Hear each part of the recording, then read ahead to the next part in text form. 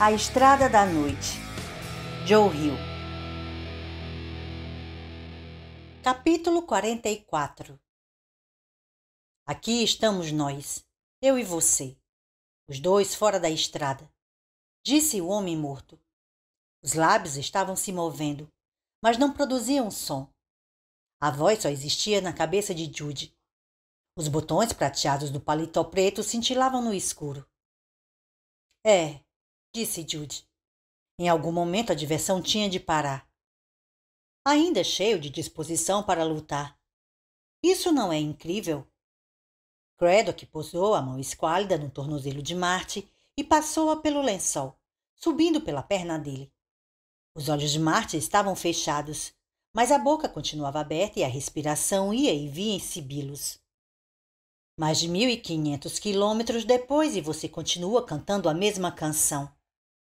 A mão de Craddock deslizou pelo peito de Marty. Era uma coisa que ele parecia estar fazendo quase distraidamente, pois não olhou uma única vez para o velho que lutava para respirar na cama ao lado de Judy. Jamais gostei de sua música. Ana costumava escutá-la numa altura tal que os ouvidos de uma pessoa normal poderiam sangrar. Você sabe que há uma estrada daqui até o inferno? Eu mesmo tenho passado por ela, muitas vezes. E sabe de uma coisa? Só há uma estação nessa estrada e só tocam a sua música lá. Acho que é o meio mais direto que o diabo encontrou para punir os pecadores. Ele riu. Deixa a garota em paz. Oh, não.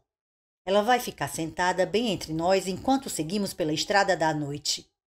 Já que ela chegou até aqui com você, não podemos deixá-la para trás. Estou lhe dizendo que Mary Beth não tem nada a ver com isto. Mas você não me diz nada, filho. Eu é que digo a você. Você vai estrangulá-la e eu vou assistir. Fale agora. Me diga como vai ser. Judy pensou, não vou fazer isso. Mas, enquanto estava pensando, ele disse, vou estrangulá-la. Você vai assistir. Judy se lembrou da canção que fizera outro dia, no motel da Virgínia.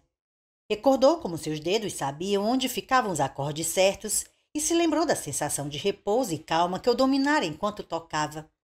Uma sensação de ordem e controle, como se o resto do mundo estivesse muito longe, mantido à parte por aquela parede invisível de som.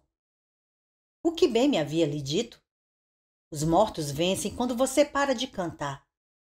E em sua visão, Jessica Price tinha dito que Ana cantava quando estava hipnotizada e queria bloquear vozes que não gostava de ouvir ou se proteger para não ser obrigada a fazer coisas contra sua vontade. Levante-se, disse o homem morto. Pare de morrinhar por aí. Você tem o que fazer em outro quarto. A moça está à espera. Judy, entretanto, já não o ouvia. Estava concentrado na música em sua cabeça, ouvindo-a como ela haveria de soar quando fosse gravada por uma banda.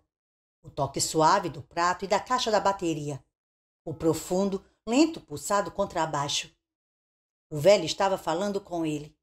Mas Judy percebeu que, quando fixava a mente em sua nova canção, conseguia ignorá-lo quase completamente.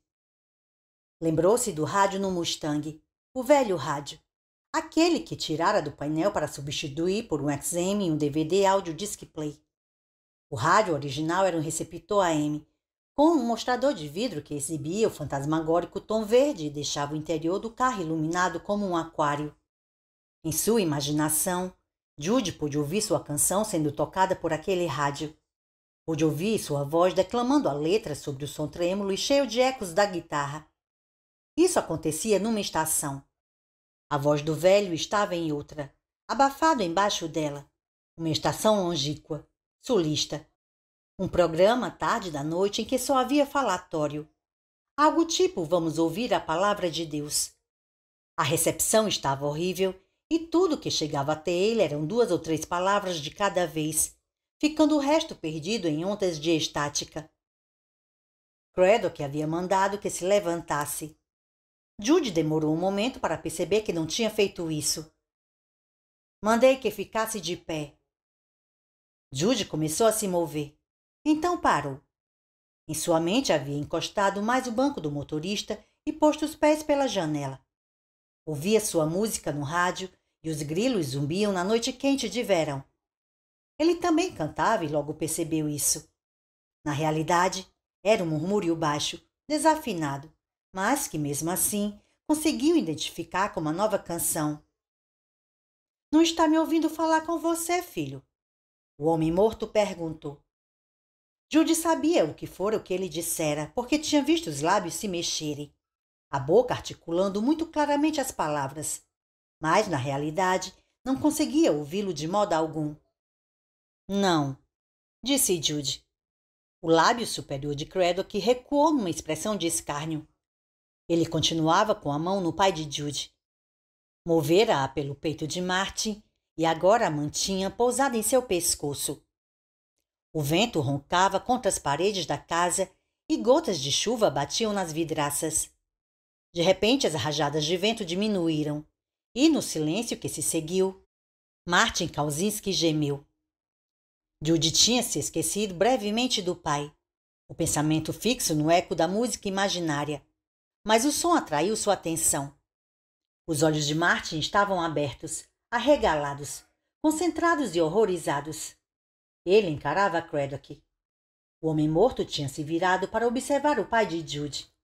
A expressão de escárnio desaparecera e a face esquálida, esbranquiçada, assumira um ar de serena reflexão. Por fim, Martin falou, a voz um chiado sem tonalidade definida. É um mensageiro. É um mensageiro da morte. O morto pareceu olhar de novo para Jude, as marcas negras fervendo na frente dos olhos. Os lábios de Craddock se moveram. E por um momento, sua voz vibrou e chegou clara, muda, mas audível sob o som da música particular interior de Jude. Talvez você possa me tirar de sintonia, disse Craddock, mas ele não pode. Craddock se curvou sobre o pai de Jude e pôs as mãos na face dele, uma em cada bochecha. A respiração de Martin começou a engasgar, a prender. Cada inalação ia ficando mais curta, rápida e cheia de pânico. As pálpebras se agitaram. O homem morto se inclinou para a frente e colocou sua boca sobre a de Martin. O pai de Jude pressionou a cabeça no travesseiro, enfiou os pés na cama e empurrou como se pudesse enterrar no colchão para escapar de Craddock. Ele fez uma última, desesperada inalação e sugou o homem morto para dentro de si. Tudo aconteceu num instante.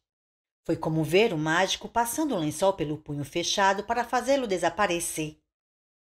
Craddock se enrugou como um saco de papel sugado pelo tubo de um aspirador.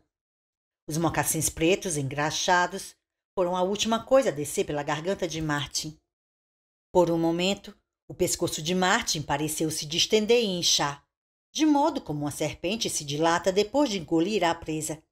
Mas, depois que Craddock acabou de ser engolido, a garganta se contraiu, retomando seu tamanho normal, seu aspecto esquelético, flácido. O pai de Jude parecia estar com ânsia de vômito. Ele tossiu, forçou de novo a garganta como se quisesse vomitar. Os quadris se ergueram na cama. As costas arquearam. Jude não pôde evitar. Pensou de imediato no orgasmo. Os olhos de Martin se reviraram nas órbitas. A ponta da língua tremeu entre os dentes. Cuspa isso, pai, disse Jude. Seu pai nem parecia ouvir. Tornou a afundar na cama. Depois deu um novo solavanco, quase como se alguém estivesse sentado em cima dele e Martin tentasse jogá-lo para o lado. Deixou escapar sons líquidos e estrangulados pela garganta. Uma artéria azul sobressaiu no centro da testa. Os lábios foram repuxados para trás dos dentes numa careta de cachorro. Então, mais uma vez, Martin se acomodou suavemente no colchão. As mãos, que tinham se agarrado com força aos lençóis, foram aos poucos se abrindo. Os olhos exibiam um nítido, hediondo tom avermelhado. Os vasos sanguíneos haviam se rompido, tingindo de vermelho a parte branca, e fitavam o teto sem expressão. O sangue manchava os dentes. Jude ficou olhando o pai, em busca de algum movimento, de algum ruído de respiração. Ouviu a casa se acomodando no vento. Ouviu a chuva jogada contra as paredes. Com grande esforço, Judy se sentou na cama e se virou para pousar os pés no chão. Não tinha dúvida de que o pai estava morto. O pai que esmagara sua mão na porta do porão e enfiara o cano de uma espingarda no seio de sua mãe. O pai que tinha governado a fazenda com os punhos, a correia do cinto e os acessos de cólera ridículos. O homem que Judy frequentemente sonhara em matar. Mas não fora fácil ver Martin morrer. A barriga de Judy doía, como se ele tivesse acabado de vomitar outra vez, como se alguma coisa tivesse sido expelida de dentro dele, ejetada de seu corpo. Algo de que ele não queria abrir mão. Raiva, talvez. Pai? Chamou Judy, sabendo que ninguém ia responder. Ele ficou de pé, oscilando, tonto. Deu um passo arrastado para a frente, um passo de velho, pôs a mão esquerda enfaixada na beira da mesinha de cabeceira para não perder o equilíbrio. Tinha a impressão de que, a qualquer momento, as pernas poderiam se vergar. Pai? Chamou Judy de novo. O pai virou a cabeça em sua direção e encarou-o com os olhos vermelhos, terríveis, fascinados. Justin, disse ele, a voz reduzida a um murmúrio tenso. Sorriu, coisa horrível de ser vista naquele rosto lívido, angustiado. Meu garoto, tudo bem comigo? Estou ótimo. Se aproxime. Venha, ponha seus braços em volta de mim. Em vez de avançar, Judy recuou com um passo débil, cambaleante. Por um momento ficou sem ar. Você não é meu pai, disse ele quando a respiração voltou. Os lábios de Marty se alargaram para mostrar as gengivas infeccionadas e os dentes amarelos e tortos, o que sobrara deles. Uma lágrima de sangue se derramou de seu olho esquerdo e percorreu a saliência da bochecha, deixando uma sinuosa linha vermelha. Na visão que Judy tivera da última noite de Ana, o olho de Craddock parecia verter lágrimas vermelhas, quase exatamente da mesma maneira. O pai de Judy se sentou e esticou a mão para pegar algo atrás da vasilha com creme de barbear. Martin fechou a mão em torno de sua velha navalha de abrir e fechar, com cabo de nogueira. Judy não sabia que ela estava lá. Não a vira pousada junto à vasilha de louça branca. Ele deu outro passo atrás. Suas panturrilhas bateram na beira da cama e ele se sentou no colchão. Então o pai ficou de pé, o lençol escorregando pelo corpo. Ele se moveu mais depressa do que Judy esperava. Foi como um lagarto. Num instante congelado, no instante seguinte dando um bote para a frente, quase rápido demais para o olho acompanhar. Vestia apenas uma cueca samba-canção branca que estava manchada. Seus peitos eram pequenos sacos trêmulos de carne flácida, forrados com pelos crespos, brancos como a neve. Martin deu um passo à frente, plantou um pé na caixa em forma de coração, achatando-a completamente. Venha cá, filho, disse o pai com a voz de Craddock. O papai vai ensinar você a fazer a barba. Martin moveu o pulso e a navalha saltou do cabo. Um espelho onde Judy pôde ver brevemente sua cara de espanto. Ele investiu contra Judy, tentando cortar com a navalha. Mas Judy levantou o pé e deu um chute entre os tornozelos do velho. Ao mesmo tempo, se atirou para o lado com uma energia que não imaginava ter. Martin se jogou para a frente e Judy sentiu a navalha roçar sua camisa e seus bíceps. Judy rolou sobre a barra de metal enferrujada nos pés da cama e bateu com força no chão. O quarto estava quase silencioso, exceto pelas ásperas arfadas dos dois e do assobiar do vento sob os beirais. O pai escalou a ponta da cama e se atirou na direção de Judy. Um movimento ágil para um homem que sofrera inúmeros derrames e não saía da cama havia 3 meses. Judy foi se arrastando para trás e passou pela porta. Desceu metade do corredor, chegando à porta de tela que dava para o chiqueiro. Os porcos agora se amontoavam contra a porta, disputando aos empurrões uma vista melhor da ação. Seus gritos de excitação distraíram Judy por um momento, e, quando ele olhou para trás, Martin estava de pé na sua frente. O pai se jogou em cima dele. sacudindo o braço para atingir seu rosto com a navalha. Jude esqueceu que estava ferido e impeliu a mão direita enfaixada contra o queixo do pai. Um soco com força suficiente para fazer a cabeça do velho estalar e jogá-lo para trás. Jude gritou. Uma carga de dor incandescente apunhalara sua mão arruinada e subia agora pelo antebraço. Era como um pulsar elétrico viajando pelo osso, incapacitante pela sua intensidade. Ele pegou o pai no meio de uma guinada e atirou-o na porta de tela. Marty atingiu-a com um barulho estilhaçante e o leve som de molas se soltando. A parte de baixo da tela se rompeu e Marty caiu por ela. Os porcos se dispersaram. Não havia degraus embaixo da porta e o velho tombou mais de meio metro, saindo de vista, e atingiu o solo com um baque seco.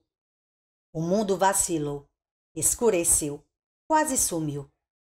Não, Jude pensou. Não.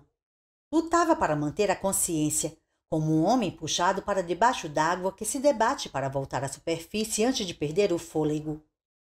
O mundo voltou a se iluminar, uma gota de luz que foi se ampliando, se espalhando. Formas fantasmagóricas, embaçadas e cinzentas apareceram na sua frente e foram entrando gradualmente em foco. Tudo quieto no corredor. Porcos roncavam do lado de fora. Um suor doentio esfriou a face de Jude. Ele descansou um pouco, os ouvidos zumbindo. A mão tremia. Quando se sentiu melhor, usou os pés para rastejar pelo chão até a parede. Depois se apoiou nela para se sentar. Tornou a descansar. Por fim, fazendo as costas subirem pela parede, conseguiu ficar de pé. Tentou espiar através da porta quebrada, mas não conseguiu ver o pai. Devia estar bem encostado na lateral da casa. Jude se afastou da parede e se arrastou até a porta de tela. Agarrou a moldura para não cair ele próprio no chiqueiro. Suas pernas tremiam furiosamente. Inclinou-se para a frente. Queria ver se Marty estava estatelado no chão com o pescoço quebrado. Nesse momento, o pai se levantou, passou a mão pela tela e agarrou-lhe a perna. Jude gritou, chutando a mão de Marty e recuando instintivamente. Logo começava a perder o equilíbrio como alguém sobre uma escura camada de gelo. Girando loucamente os braços, escorregou pelo corredor e chegou à cozinha, onde caiu outra vez. Marty atravessou a tela destruída. Rastejou até alcançar Jude e ficar bem em cima dele. A mão do velho se ergueu, depois baixou, uma brilhante centelha prateada descendo com ela. Jude levantou o braço esquerdo e a navalha atingiu seu antebraço, raspando o osso. Seu sangue jorrou. Mais sangue. A palma da mão esquerda de Jude estava enfaixada, mas os dedos se encontravam livres. Brotavam da gaze como se ela fosse uma luva com os dedos cortados. O pai ergueu a navalha para atacar de novo, mas antes que pudesse baixá-la, Jude enfiou os dedos nos seus trêmulos olhos vermelhos. O velho gritou, torcendo a cabeça para trás, tentando se livrar da mão do filho. A lâmina da navalha oscilou na frente da face de Jude sem tocar na pele. Ele forçou a cabeça do pai para trás, cada vez mais para trás, expondo sua garganta esquálida, se perguntando se não podia empurrar com força suficiente para quebrar a espinha do filho da puta. Enquanto ele mantinha a cabeça de Marty o mais recuada possível, uma faca de cozinha acertou o pescoço do pai. Mary Beth estava a 3 metros de distância, parada diante da bancada da cozinha. Ao lado, facas grudadas no suporte e mantado preso na parede. Sua respiração vinha em soluços. O pai de Jude virou a cabeça para encará-la. Bolhas de ar espumavam no sangue que vazava pelas bordas do cabo da faca. Marty estendeu a mão para a faca. Fechou debilmente os dedos em volta dela. Depois produziu um som. Uma inalação chacoalhante, como uma pedrinha sacudida num saco de papel por uma criança, e cambaleou. Mary Beth arrancou outra faca de lâmina larga do suporte magnético, depois outra. Pegou a primeira pela ponta da lâmina e atirou-a nas costas de Marty enquanto ele tombava para a frente. Acertou-o com um taque abafado e profundo, como se tivesse jogado a lâmina no melão. O som que Martin deixou escapar nesse segundo golpe foi um agudo sopro de ar. Mary Beth deu um passo na direção dele, segurando a terceira faca na frente do corpo. Fique longe dele, disse Judy. Ele não vai ficar aí caído e morrer. Mas ela não ouviu. Pouco depois, Mary Beth estava sobre Martin. Então o pai de Judy ergueu os olhos e a faca atingiu o rosto dele. Entrou por um canto dos lábios e saiu um pouco atrás do outro canto, transformando a boca num brilhante talho vermelho. Enquanto ela o atacava, ele golpeava com a mão direita, a que segurava a navalha. A lâmina desenhou uma linha vermelha na coxa de Mary Beth, sobre o joelho direito, e a perna se vergou. Martin se ergueu no chão ao mesmo tempo que Mary Beth começava a cair. Ele afava enquanto ia ficando de pé. Num golpe quase perfeito, pegou-a pela barriga e a fez bater na bancada da cozinha. Ela enfiou uma última faca no ombro de Martin, enterrando até o cabo. Foi como se a faca tivesse sido atirada num tronco de árvore, pois não produziu nenhum efeito. Mary Beth escorregou para o chão, o pai de Judy em cima dela, o sangue ainda espumando daquela primeira faca plantada no pescoço. Martin tornou a brandir a navalha na direção dela. Mary Beth levou a mão à garganta. Apertou-a debilmente com a mão ruim. O sangue foi bombeado por entre seus dedos.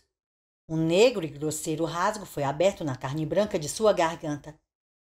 Ela deslizou para o lado, batendo com a cabeça no chão. Olhava para Judy, que estava atrás de Martin. O rosto de Mary Beth estava mergulhado numa grossa e escarlate poça de sangue. O pai de Judy caiu de quatro. Uma das mãos continuava enrolada no cabo da faca enterrada na garganta.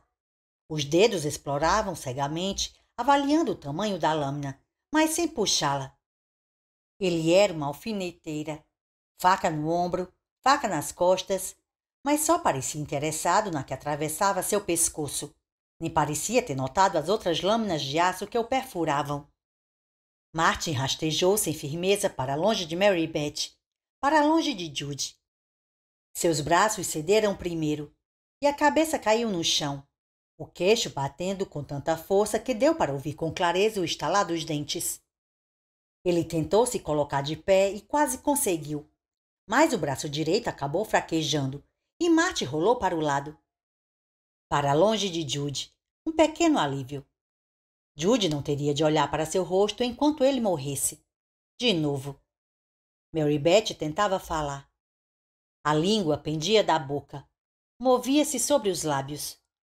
Os olhos imploravam para que Judy chegasse mais perto. As pupilas tinham se contraído e se reduzido a pontos negros. Judy se impelia pelo chão, cotovelo a cotovelo, se arrastando em direção a ela. Mary Beth já conseguia murmurar. Era difícil ouvi-la sobre o barulho do pai, que estava fazendo de novo aqueles sons de engasgo e tosse e batendo barulhentamente com os pés no chão, nos estertores de alguma espécie de convulsão. Ele não está liquidado, disse Mary Beth. Vai atacar, de novo. Nunca estará liquidado. Judy deu uma olhada em volta procurando alguma coisa com que pudesse tampar o talho na garganta de Mary Beth. Agora estava muito perto dela. Suas mãos tocavam na poça de sangue que a cercava. Chapinhavam na poça. Judy viu um pano de prato pendurado na maçaneta do forno. Puxou o pano. Mary Beth olhava para o rosto dele. Mas Judy teve a impressão de não estar sendo visto. Uma sensação de que ela olhava simplesmente através dele, contemplando alguma distância inatingível. Estou ouvindo, Ana, dizia Mary Beth. Temos de fazer uma porta. Temos de deixá-la entrar. Faça uma porta para nós duas. Faça uma porta. Eu vou abrir. Pare de falar. Ele ergueu a mão e apertou o pano de prata enrolado contra o pescoço dela. Mary Beth agarrou o pulso de Judy. Não poderá ser aberta. Depois que eu estiver do outro lado. Tem de ser agora. Eu já fui embora. Ana já se foi. Você não pode nos salvar, disse ela. Havia muito sangue. Deixe-nos salvar você. Judy ouviu um acesso de tosse no outro lado da cozinha. O pai vomitava. Estava engasgado com alguma coisa. Judy sabia o que era. Ele encarou Mary Beth com mais descrença que dor. Viu sua mão se fechando no rosto dela, que estava frio ao toque. Tinha prometido a si mesmo, se não a Mary Beth, que cuidaria dela. E lá estava ela com a garganta cortada, dizendo que ia cuidar dele. Mary Beth estava lutando por cada respiração, tremendo incontrolavelmente. Faça a porta, Judy, disse ela. Simplesmente faça. Judy levantou as mãos dela e colocou-as sobre o pano de prato, pressionando a garganta aberta. Depois virou e se arrastou pelo sangue de Mary Beth até a beira da poça. Ouviu-se de novo cantarolando sua nova música, a melodia que lembrava um hino evangélico do sul, um canto fúnebre country. Como se faz uma porta para os mortos? Bastaria desenhá-la? Estava pensando no que usaria para fazer o desenho quando viu as marcas vermelhas que suas mãos deixavam no piso. Então mergulhou um dedo no sangue de Mary Beth e começou a traçar uma linha. Quando julgou que já estava com um bom comprimento, começou uma nova linha, que saía em ângulo reto da primeira. O sangue na ponta do dedo secou. Ele se arrastou lentamente para o lado, na direção de Mary Beth e do lago de sangue, amplo e trêmulo, onde ela jazia. Olhou para trás de Mary Beth. Viu Craddock se expelindo pela boca escancarada do pai. O rosto do fantasma estava contorcido de esforço. Os braços estendidos à frente, uma das mãos na testa de Martin e a outra no ombro. Na altura da cintura, o corpo de Craddock estava enrolado como uma corda grossa. Judy pensou numa grande massa de celofane torcida, que enchia a boca de Martin e parecia se estender até o fundo da garganta. Craddock entrara como um soldado pulando numa trincheira, mas estava se ejetando como alguém mergulhado até a cintura numa lama que tentava sugá-lo. Você vai morrer, dizia o homem morto. A puta vai morrer. Você vai morrer. Todos nós vamos passear juntos pela estrada da noite. Você vai cantar lá, lá, lá. Eu vou ensiná-lo a cantar. Eu vou ensiná-lo. Judy mergulhou a mão no sangue de Mary Beth, olhou-a bem e tornou a se afastar. Não havia reflexão. Ele era uma máquina que rastejava estupidamente para a frente e começava mais uma vez a desenhar. Acabou a parte de cima da porta, se arrastou para o lado e começou a puxar uma terceira linha, retornando agora a Mary Beth. Era uma linha tosca e torta, grossas em certos pontos e quase só uma sombra em outros. A parte de baixo da porta era a poça. Quando chegou lá, Judy olhou para o rosto de Mary Beth. A frente da camiseta dela estava ensopada de sangue. A face era um vazio pálido, e por um momento, Judy achou que fosse tarde demais, que Mary Beth estivesse morta.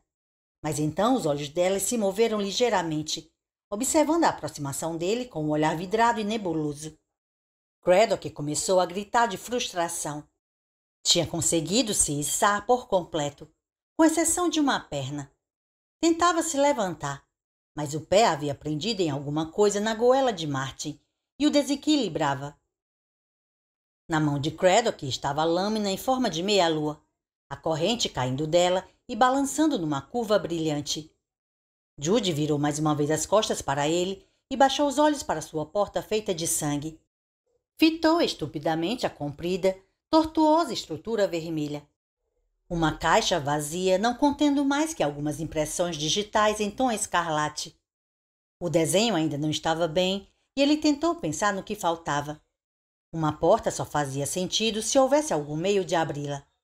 Então ele rastejou para a frente e pintou um círculo para servir de maçaneta. A sombra de Craddock caiu sobre ele. Fantasmas podiam lançar sombras? Judy estranhou isso. Estava cansado. Era difícil pensar. Ajoelhou-se sobre a porta e sentiu alguma coisa bater do outro lado. Era como se o vento, que continuava investindo contra a casa em rajadas sucessivas e furiosas, estivesse tentando subir pelo piso. Uma linha brilhante apareceu ao longo da borda direita da porta. Um nítido traço de branco radiante. Algo bateu de novo pelo outro lado, como um puma encurralado sob a porta. E ainda uma terceira vez. Cada impacto produzia um estrondo trovejante que balançava a casa e fazia os pratos chacoalharem no escorredor de plástico junto à pia. Judy sentiu os cotovelos cederem um pouco e achou que não havia mais razão para ficar de quatro. Era demasiado esforço. Caindo para o lado, deixou-se rolar para fora da porta até ficar de costas. Craddock estava na frente de Mary Beth com seu paletó preto de homem morto, um lado do colarinho torto, o chapéu desaparecido. Não estava, no entanto, avançando. Tinha-se imobilizado no meio de suas pegadas. Olhava desconfiado para a porta desenhada à mão no piso, como se ela fosse um alçapão secreto e por pouco ele não tivesse pisado nele e caído lá dentro. — O que é isso? O que você fez? Quando Judy falou, sua voz parecia estar vindo de uma longa distância, como se por algum truque de ventriloquia. Os mortos reclamam que lhes pertence, Craddock. Mais cedo ou mais tarde, reclamo que lhes pertence. A porta deformada se abaulou. Depois tornou a ficar alinhada com o piso. Depois tornou a inchar. Era quase como se estivesse respirando. Uma linha de luz aparecia na parte de cima dela. Um feixe tão intenso que não dava para olhar em sua direção. O brilho atingiu o canto e continuou a descer pelo outro lado da porta. O vento uivava, mais alto do que nunca. Um guincho alto, perfurante.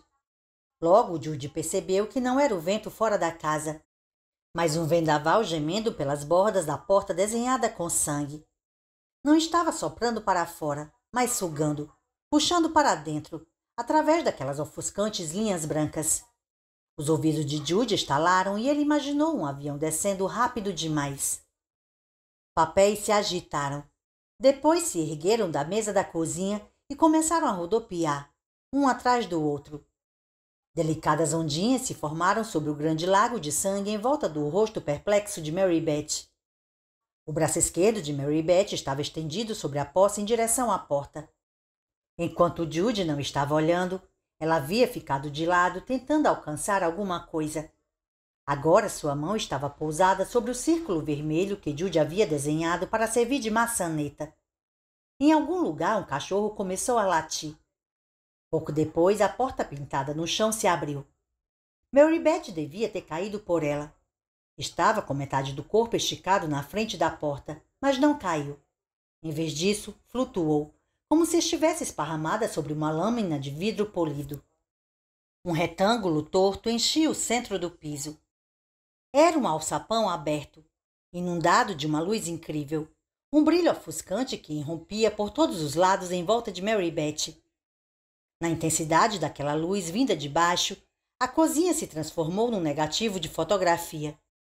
Tudo reduzido a brancos perfeitos e sombras impossíveis, sem nenhum contraste. Mary Beth era um vulto negro, sem traços, suspenso sobre a camada de luz. Craddock pairando sobre ela, braços erguidos para proteger o rosto. Parecia uma das vítimas da bomba atômica de Hiroshima. O esboço de uma forma humana desenhado em cinza num muro negro. Papéis ainda rodopiavam sobre a mesa da cozinha, só que tinham ficado pretos, como um bando de corvos. Mary Beth rolou para o lado e levantou a cabeça. Só que não era Mary Beth, era Anna, e raios de luz enchiam seus olhos.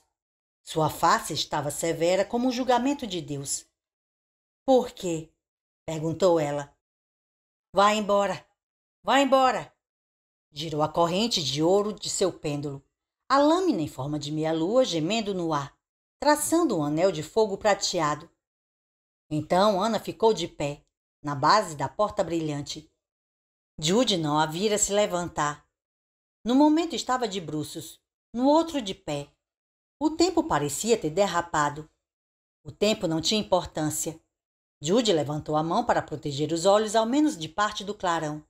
Mas a luz estava por todo lado e não havia como bloqueá-la. Judy pôde ver os ossos de sua mão. A pele sobre eles da cor e da claridade do mel. Seus ferimentos, o talho no rosto, o coto do indicador, latejavam com uma dor que era ao mesmo tempo profunda e hilariante. Ele achou que iria gritar, de medo, de alegria, de choque, de todas essas coisas, de algo maior que todas essas coisas, de êxtase. Por quê? Repetiu Ana quando se aproximou de Craddock. Ele arremessou a corrente e a lâmina curva na ponta desenhou um talho largo no rosto dela, saindo do canto do olho direito, passando pelo nariz e alcançando a boca. Do corte saiu um novo feixe luminoso e onde a luz atingiu Craddock, ele começou a soltar fumaça. Ana estendeu o braço para ele. Por quê? Craddock gritou quando ela começou a puxá-lo para seus braços. Gritou e cortou-a de novo, agora nos seios, abrindo outra fenda na eternidade. De novo derramou-se no rosto dele a luz abundante que queimava suas feições, que apagava tudo em que tocava. Craddock gemeu tão alto que Judy achou que seus tímpanos iam explodir. Por quê? Disse Ana, antes de pôr a boca na dele. Da porta atrás de Ana saltaram os cachorros negros. Os cachorros de Judy. Gigantescos cães de fumaça, de sombra, mas com caninos muito marcados. Craddock McDermott lutou, tentando empurrá-la. Mas Ana estava caindo para trás com ele, em direção à porta, e os cachorros corriam em volta dos pés de Craddock e eram esticados, tirados de forma, desenrolados como novelos de lã, transformando-se em compridos lenços de escuridão que giravam em volta do homem morto. Subiam pelas suas pernas, açoitavam-no ao redor da cintura e o amarravam à moça morta. Quando ele foi puxado para baixo, para o brilho do outro lado, Judy viu a parte de trás da cabeça de Craddock sair, e um feixe de luz branca, tão intensa que tinha as bordas azuladas, avançou bruscamente e atingiu o teto, onde queimou o reboco, fazendo-o borbulhar e ferver. Eles caíram pela porta aberta e desapareceram.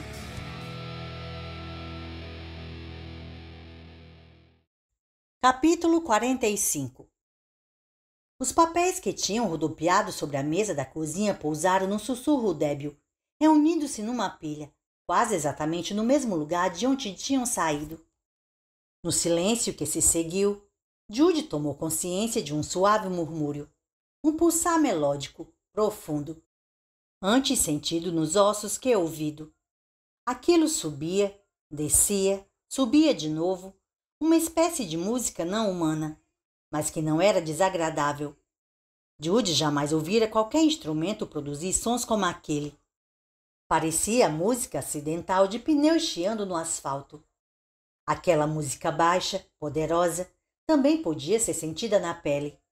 O ar pulsava com ela. Era quase uma propriedade da luz, fluindo através do retângulo torto no chão. Judy piscou e se perguntou para onde Mary Beth tinha ido. Os mortos reclamam o que lhes pertence. Ele pensou e estremeceu. Demorou vários segundos para recuperar o controle. Não estava morta um momento atrás quando abriu a porta. Não aceitava que ela pudesse simplesmente ter sumido, que nenhum traço seu tivesse sobrado sobre a face da terra. Ele rastejava. Era agora a única coisa que se movia no aposento. A serenidade do lugar, depois do que tinha acabado de acontecer, parecia mais incrível e chocante que o buraco entre os mundos. Tudo doía. As mãos doíam, a cara doía e o peito ardia num misto de calor e frio. Embora Judy estivesse mais ou menos seguro de que, se tivesse que sofrer um ataque do coração naquela tarde, isso já teria acontecido. Não existia absolutamente qualquer som na cozinha, com exceção daquele contínuo murmurar que havia em volta e de suas arfadas em busca de ar, as mãos arranhando o solo. A certa altura ouviu sua voz chamar o nome de Mary Beth. Quanto mais perto chegava da luz, mais difícil era olhar. Fechou os olhos e continuou vendo o quarto diante de si como se as pálpebras fossem uma fina cortina de seda prateada e a luz estivesse penetrando através dela. Os nervos atrás de seus globos oculares latejavam com firmeza no ritmo daquele incessante ruído pulsante. Não podendo suportar tanta luz, virou a cabeça para o lado, mas continuou rastejando para a frente.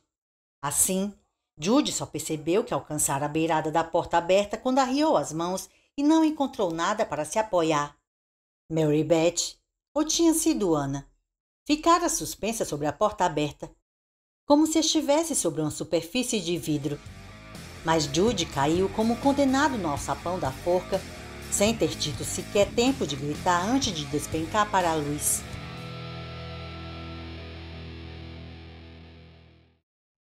Capítulo 46. A sensação de estar caindo. Uma mórbida sensação de ausência de peso na boca do estômago e na raiz do cabelo. Mal tinha passado quando ele percebe que a luz não está mais tão intensa. Ergue a mão para proteger os olhos e pisca para aquele sol poeirento e amarelo. Calcula que é meio da tarde e, de alguma forma, pelo ângulo do sol, pode dizer que está no sul. Jude está de novo no Mustang, sentado no banco do carona. Ana ao volante. Cantarola para si mesma enquanto dirige. O motor tem um ronco baixo, contido. O carro está bem cuidado, como se tivesse acabado de sair do showroom em 1965. Só depois de os dois terem viajado 1,5 km em silêncio é que Jude consegue identificar a estrada como a rodovia estadual 22. Aonde estamos indo? Pergunta ele por fim. Ana se mexe esticando a coluna. Mantém ambas as mãos no volante. Não sei. Acho que estamos apenas dando uma volta. Para onde quer ir? Tanto faz. Que tal Shenchuba Land? O que há por lá? Nada. É só um lugar para ficar ouvindo rádio e apreciando a vista. Como está o som? Parece celestial. Devemos estar no céu. Quando ela diz isso, a têmpora esquerda de Jude começa a doer. Preferia que ela não tivesse dito aquilo. Não estão no céu. Ele não gosta desse tipo de conversa. Rodam algum tempo naquela estrada de asfalto esburacada, com faixas divisórias apagadas. Então ele vê a saída se aproximar à direita e aponta. Mary Beth vira o Mustang sem dizer uma palavra. Agora a estrada é de terra. Árvores crescem em ambas as margens e se curvam sobre a estrada, formando um túnel de exuberante luz verde. Sombras e tremeluzentes raios de sol se deslocam pelas feições cansadas, delicadas de Mary Beth. Ela parece serena, à vontade atrás do volante do carro grande e robusto. Feliz por ter a tarde à sua frente e nada em particular para fazer, a não ser parar em algum lugar com Jude e ficar ouvindo música. Quando ela virou Mary Beth? É como se Jude tivesse feito a pergunta em voz alta, pois ela se vira e lhe dá um sorriso embaraçado. Tentei avisá-lo, não foi? 2 garotas pelo preço de uma. Você me avisou. Sei em que estrada estamos, disse Mary Beth, sem qualquer vestígio de sotaque sulista que vinha embaralhando sua voz nos últimos dias. Eu lhe disse. Aqui vai para Shenchuba Land. Ela lança um olhar divertido e ligeiramente penalizado para ele. Um olhar de quem sabe das coisas. Então, como se Jude não tivesse falado nada, Mary Beth continua. Que inferno! Depois de tudo o que ouvi sobre essa estrada, esperava coisa pior. Não é assim tão mal. Na realidade, é até razoável. Com esse nome de Estrada da Noite, era pelo menos de se esperar que fosse noite. Talvez só seja noite aqui para algumas pessoas. Ele estremece. Outra dor aguda, como uma punhalada na cabeça. Quer acreditar que ele está confundindo as coisas, que não sabe onde estão. Ela pode estar errada. Além de não ser noite, aquilo está longe de ser uma estrada. Mais 1 minuto e avança aos solavancos por 2 sulcos na terra. Trilhas estreitas com uma larga camada de capim e flores silvestres crescendo entre elas. Batendo no paralama, roçando na carroceria. Passam pelos destroços de uma caminhonete clara estacionada sob um salgueiro. O capô está aberto, com mato crescendo lá dentro. Jude não concede mais que um olhar de passagem. As palmeiras e o mato se abrem assim que fazem a curva seguinte, mas Mary Beth diminui a marcha. O Mustang agora mal está rodando, e eles continuam na sombra fresca das árvores que se debruçam sobre a estrada. O cascalho é agradavelmente triturado sob os pneus. Um som de que Judy sempre gostou. Um som de que todo mundo gosta. Além da clareira coberta de relva, fica o lamacento e escuro lago Pontchartrain. A água encrespada pelo vento e as pontas das ondas cintilando como aço polido, novo em folha. Judy fica um pouco surpreso com o céu, tingido de um branco uniforme ofuscante. Um céu tão inundado de luz que é impossível olhar diretamente para ele, até mesmo para saber onde está o sol. Judy desvia a cabeça, estreitando os olhos, levantando a mão para protegê-los. A dor em sua têmpora esquerda se intensifica, latejando no ritmo de sua pulsação. Porra, diz ele, este céu. Não é incrível? Diz Ana de dentro do corpo de Mary Beth. Você pode ver lá longe. Pode olhar dentro do infinito. Não posso ver merda nenhuma. Bem, diz Ana, mas ainda é Mary Beth atrás do volante. A boca de Mary Beth se movendo. Você precisa proteger os olhos da visão. Não pode realmente olhar para lá. Ainda não. Nós também temos dificuldade em olhar de novo para seu mundo.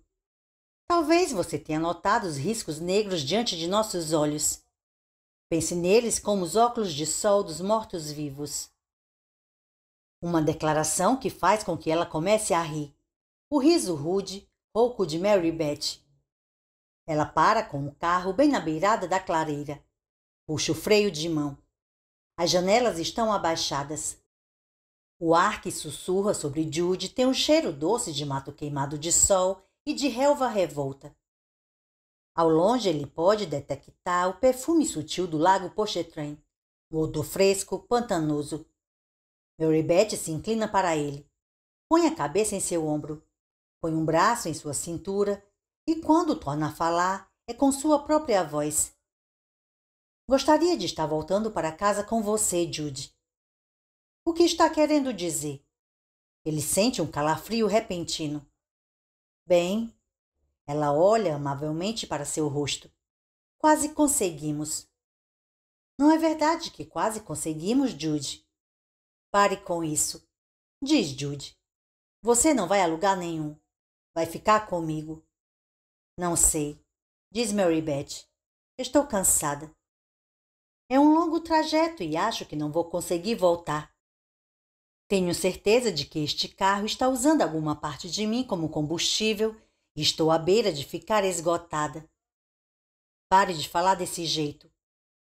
Não íamos ouvir um pouco de música? Ele abre o porta-luvas, remexe em busca de uma fita. É uma coleção de demos, uma coleção particular. Suas novas canções. Quer que Mary Beth as ouça.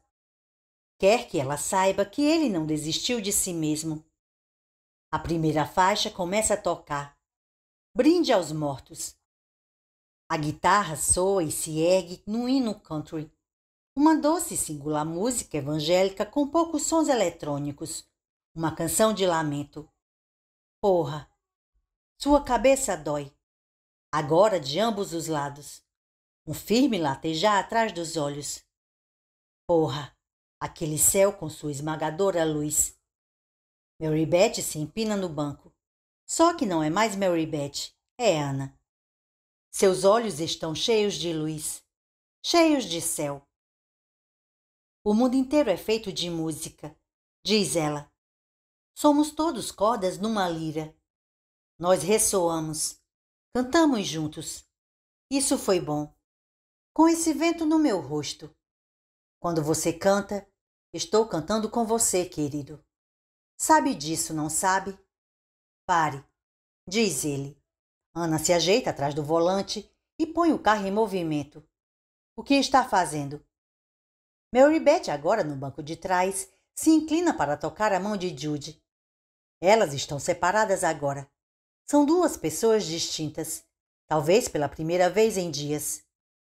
Tenho que ir, Judy. Ela se curva sobre o banco para pôr a boca na dele. Tem os lábios frios e trêmulos. Você salta aqui. Nós, diz ele. E quando ela tenta retirar a mão, ele não a deixa partir. Aperta mais forte, até sentir os ossos dobrando sob a pele. Torna a beijá-la e diz em sua boca: nós saltamos. Nós. Nós. De novo o cascalho sob os pneus. O Mustang segue sob o céu aberto. O banco da frente está cheio de luz. Uma incandescência que apaga o mundo inteiro além do carro, não deixando nada além do interior, e mesmo isso, Jude mal consegue ver atrás dos olhos apertados. A dor que explode atrás dos globos oculares é atordoante, maravilhosa. Ele ainda segura a mão de Mary Beth. Ela não pode ir se ele não a soltar. E a luz, ó Deus, há tanta luz. Há alguma coisa errada com o estéreo do carro. O volume da canção de Jude aumentando e diminuindo, submergindo sob um pulsar harmônico. Profundo e baixo. A mesma estranha música que ele ouviu quando caiu pela porta entre os mundos. Quer contar alguma coisa a Mary Beth. Quer dizer a ela como lamenta não ter cumprido suas promessas. As que fez a ela e as que fez a si próprio. Quer dizer como a ama. O tanto que a ama. Mas não consegue encontrar sua voz nem pensar com a luz nos olhos e aquele zumbido na cabeça. A mão dela. Ainda tem a mão dela. Aperta mais uma vez sua mão. E outra. Tentando dizer o que precisa dizer pelo toque. E ela aperta de volta. E lá fora, na luz, vê Ana. Ele a vê cintilando, brilhando como um vagalume.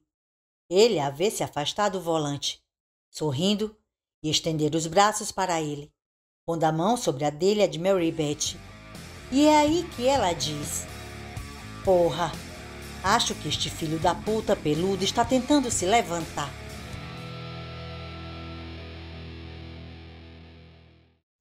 Capítulo 47. Jude piscou para a clara, dolorosa luminosidade branca de um oftalmoscópio apontado para seu olho esquerdo. Estava lutando para se levantar, mas alguém tinha a mão encostada em seu peito, mantendo-o grudado no chão. Arfava como uma truta que tivesse acabado de ser pescada do lago Pontchartrain e atirada da margem. Havia dito a Ana que podiam ir pescar ali, os dois. Ou fora Mary Beth. Não sabia mais. O oftalmoscópio foi removido e ele olhou atônito para o teto com manchas de mofo da cozinha. Os loucos, às vezes, furam buracos na própria cabeça para deixar os demônios saírem, para aliviar a pressão dos pensamentos que não podem mais suportar. Jude entendia o impulso. Cada batida de seu coração era um novo golpe atordoante, sentido nos nervos atrás dos olhos e nas têmporas, uma dolorosa evidência de vida.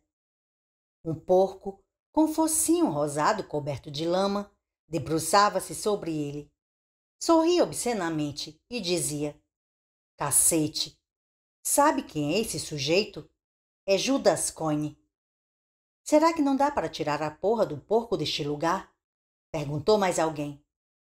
O porco foi chutado para o lado com um grito de indignação. Um homem com um cavanhaque castanho claro, cuidadosamente tratado e olhos gentis, atentos, se inclinou para o campo de visão de Jude. Senhor Coyne, não se mexa. O senhor perdeu bastante sangue. Vamos colocá-lo numa maca. Ana, disse Jude, a voz pouco firme, ofegante. Um breve olhar de esforço e algo como um pedido de desculpas piscou nos olhos azul claros do homem. Era esse o nome dela? Não, não. Jude tinha dito a coisa errada. Esse não era o nome dela. Mas Jude não pôde encontrar fôlego para corrigir. Então registrou que o homem debruçado havia se referido a ela no passado. Arlene Wade falou por Jude. Ele me disse que o nome dela era Mary Beth. Arlene espreitava-o pelo outro lado, os olhos comicamente enormes atrás dos óculos. Também falava sobre Mary Beth no passado. Jude tentou novamente sentar, mas o paramédico de cavanhaque o conteve com firmeza. Não tente se levantar, querido, disse Arlene. Algo fez um barulho metálico nas proximidades. Jude desceu os olhos pelo corpo e para além dos pés e viu um grupo de homens empurrando uma maca. Passaram por ele na direção do saguão. Uma bolsa de sangue balançava de um lado para o outro no suporte metálico. Mas, de seu ângulo no chão, Judy não podia ver nada da pessoa que ia na maca, só a mão que caía pelo lado. A infecção que deixara a palma da mão de Mary Beth esbranquecida e enrugada desaparecera. Não havia traço dela.